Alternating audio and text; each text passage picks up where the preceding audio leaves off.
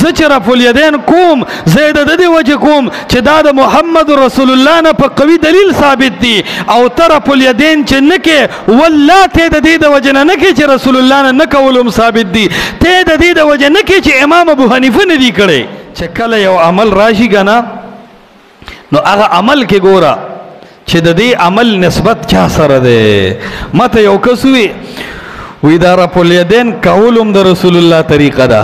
او دا رفع الیدین نه کول هم د رسول الله طریقه ده وی دوانه د رسول الله طریقې دي نو ته په دې کول والا ولې عمل کې په دې نه کول والا ولې عمل نه کې ما د دې خو ګڼ جوابونه دي اول جواب خدا دې چې دا خبر استا وهم دې چې دا نه کولم د رسول الله طریقه ده دا څنګه ده خو زبتا تداو ما چې یاد ساته زچ رفع الیدین کوم زید د دې وجه کوم چې دا د محمد رسول الله نه په قوي دلیل ثابت دي او تر رفع الیدین چې نه کې والله ته د دې د وجه نه کې چې رسول الله نه کولم ثابت دي ته د دې د وجه نه کې چې امام ابو حنیفه نه دی کړی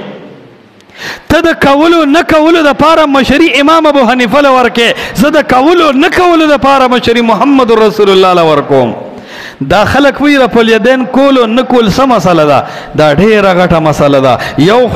یو عام شخصیت ده غیر معصوم شخصیت ده د وحی نه محروم شخصیت ده امام ابو حنیفه او بل خوا د قاعدات د تمام اولیاء او سردار محمد رسول الله ده زچ رفع الیدین کوم والله کذ امام شافعی ته ګورم زچ رفع الیدین کوم والله کذ امام مالک ته ګورم والله کذ د امام احمد ابن حنبل نظر مطالعه کوم زه د یو مفتی خبره ته نه ګورم زوام روایت د ابن عمر نه نقل له په صحیح بخاری کې نقل له چې وی رسول الله علیه الصلاۃ والسلام کلمونس کو نه دروکو نه مخ کې ورسته امر په یدین کړو زه د رسول الله حدیث ته ګورم او تدری کانی طلاق ورزو وایا چې زه د رب الیدین نکوم د دې د وجه نکوم چې رسول الله نه دی کړي نه ته د دې د وجه نه کې چې امام ابو حنیفه نه دی کړي نو ستا مشر امام ابو حنیفه دی زما مشر محمد رسول الله صلی الله علیه وسلم دے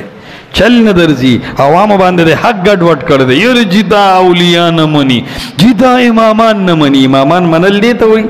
کم ځکه چې امام قول په قران او سنت ګړه دے امام ابو حنیفه وی الله د و اسمانونو د پاسه د عرش نه بر خپل برابرۍ کړي دا د امام ابو حنیفه عقیده ده او دا ویری دي چې څوک دا اقرار نه کوي چې الله فوق العرش ده د امام ابو حنیفه فتوا دار چې دا کافر ده او ویلی دي چې ید د الله صفت ده او په دې ید کې بتاویل لکه لئن فيه ابطال الصفه زکه ک تاویلونه کې صفت باطلیږي امام ابو حنیفه الله بر د عرش د پاسه غني او ته په لیټرین کې او په غسلخانه کې پوجا او په بیٹک کې مانی